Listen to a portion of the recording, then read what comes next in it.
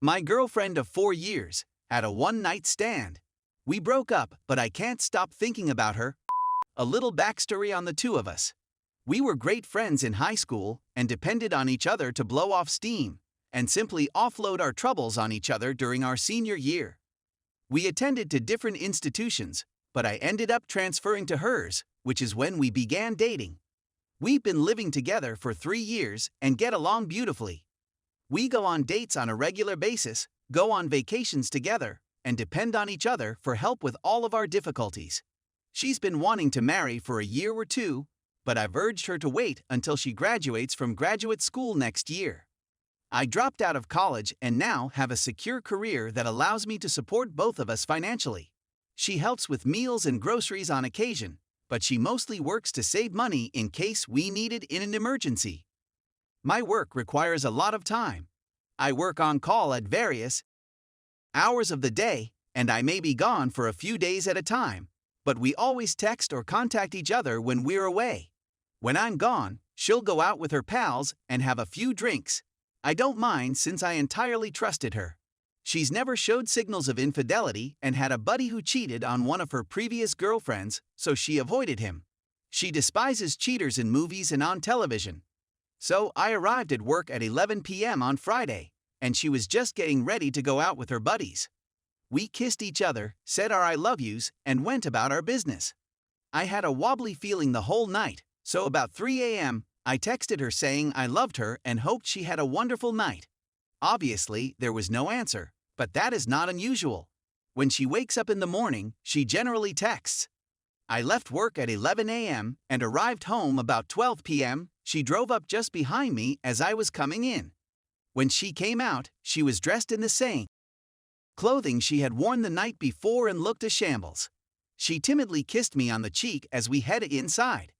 As soon as I shut the door, she burst into sobbing and clung to my legs for dear life. She said that her buddies met a man at the pub who began buying them shots.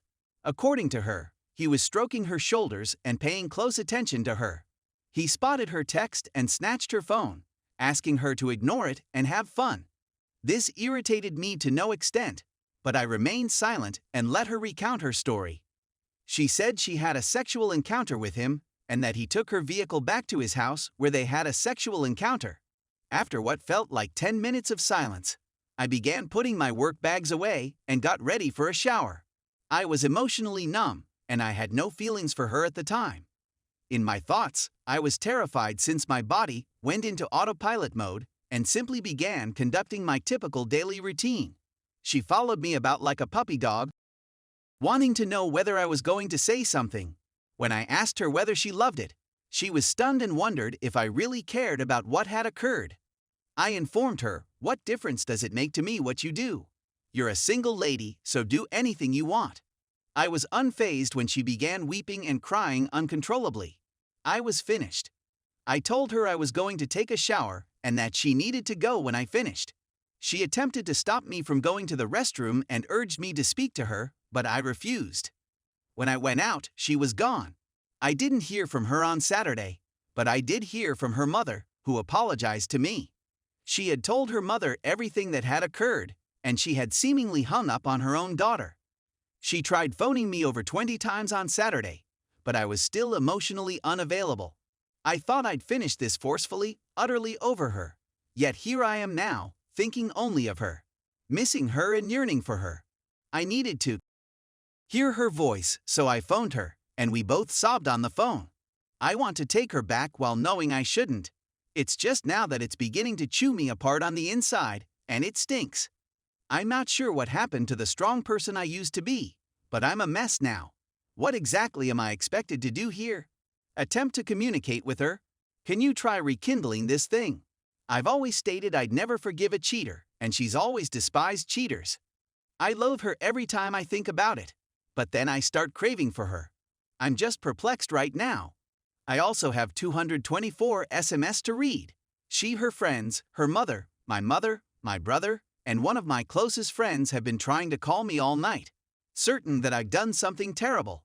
They're all aware of my erratic work schedule, so I'm not sure what they were thinking, but I'll try to keep you all updated after I've straightened things out. Update. First and foremost, I want to thank everyone for their thoughts and suggestions. To say the least, it was an eventful Tuesday. I hadn't gotten much sleep after getting home from work.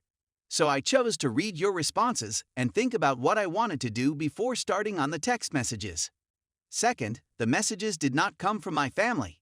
I received 5 messages from family members, and the rest were from my ex, whom we'll name J, her friends/sorority sisters, and her mother.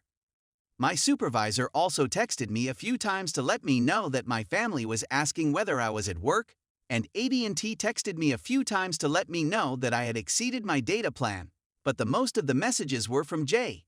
Now for the texts. H, J's closest buddy, was the primary one who texted me. She emailed me many photos from the night, including them all drinking, the guy with them, the guy with J, and the guy dancing, and them making out. According to H, she was the only one attempting to prevent J from going with this person and refused to take the shots and beverages he provided. She says she didn't intervene with J until they began dancing inappropriately with each other. She also states that J wasn't adamant about remaining around the guy, but every time she tried to intervene, the guy would merely grab J and pull her back by his side, telling H that she was fine in his company. All of this sounded familiar to me because of the photographs she originally gave me. H was just 5 feet away from them in the image of them making out outdoors. Why wouldn't she go get J and take her home instead of photographing their moment for posterity? All of this will be important in the near future. Her other companions, who were there, just apologized for not stopping her and allowing her to pass by their views. Most of them say they loathe her and will no longer hang out with or support her, and they believe I'm a wonderful person who doesn't deserve such treatment. Her mother was the same way. She apologized by text, and after not answering for a time, she inquired if I was having difficulty dealing. It meant a lot to me that her mother remarked, "I can't believe my own daughter would do something like this to a guy both of us, her parents, completely love." It made me feel like I deserved more than this person I thought I knew. Then she began questioning whether I was okay and if I was having dark thoughts about myself. I contacted her today, and she was delighted to hear from me, wished me well, and offered her and her husband's assistance in moving Jay's belongings out of there. This last section will most likely disappoint some of you, but I felt like I needed it to happen so that I could get some closure. Jay's text messages, voicemails, tweets, and snaps were all viewed by me. Every single one of them was remorseful and, in a sense, pitiful. I texted her saying I wanted to speak to her in person and that she should come to my place. I didn't receive an answer, but there was a tap on my door approximately 20 minutes later. It was H, and she wanted to tell me what had transpired. H was on the attack before I could even say anything. She began to doubt my devotion to J, saying things like, "If you loved her as much as you used to, this wouldn't have happened, and this is just a tough patch in a long relationship. Can't you get over it?" This girl, who was attempting to stop J from damaging our relationship through text, was now hounding me for not letting it go. I inquired as to where this was coming from. The night this all transpired, she appeared to be protecting me. All she said was that J had been living with her since I forced her out, and that J had informed H that she was missing something in her life, and that our relationship was preventing her from finding it. H said that she did not hate me, but she was curious as to what I had done to cause her buddy to be unfaithful.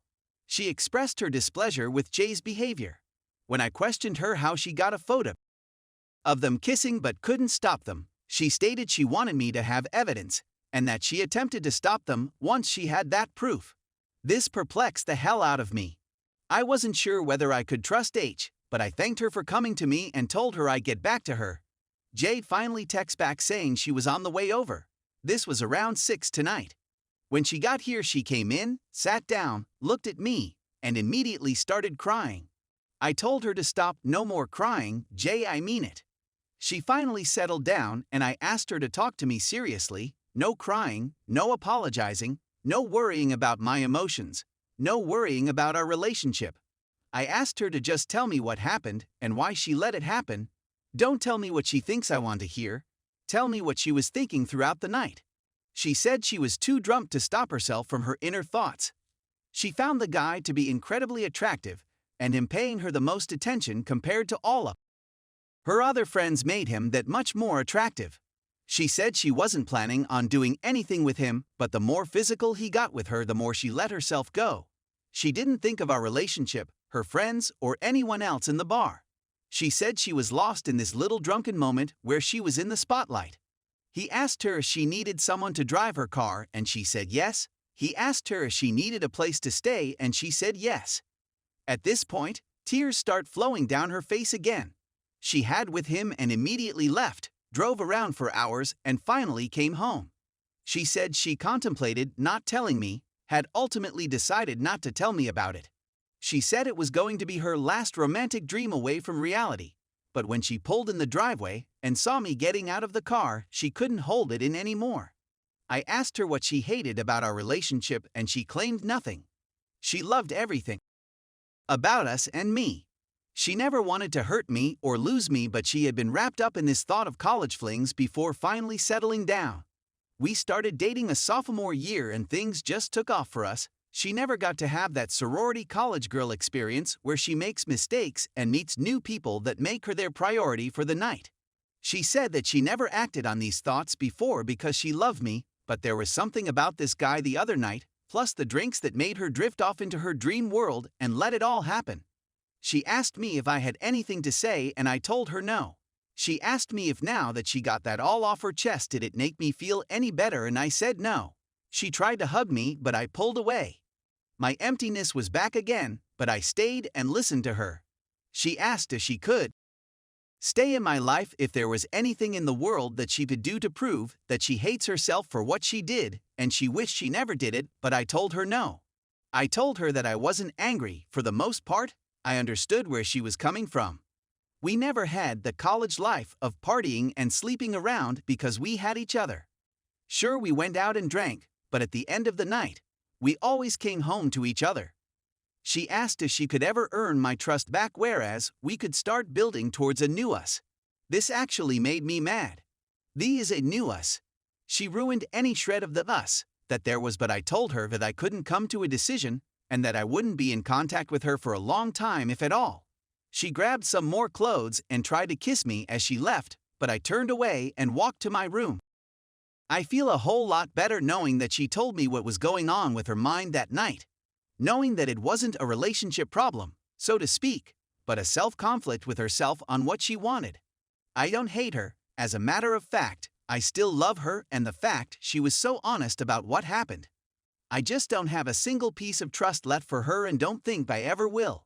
Only time will tell what happens, but for now, I think it's over, even though I told her I wasn't certain. I feel some sort of closure now and don't hurt quite as bad, but sad that the woman I knew would let all we had go for a quick fantasy night.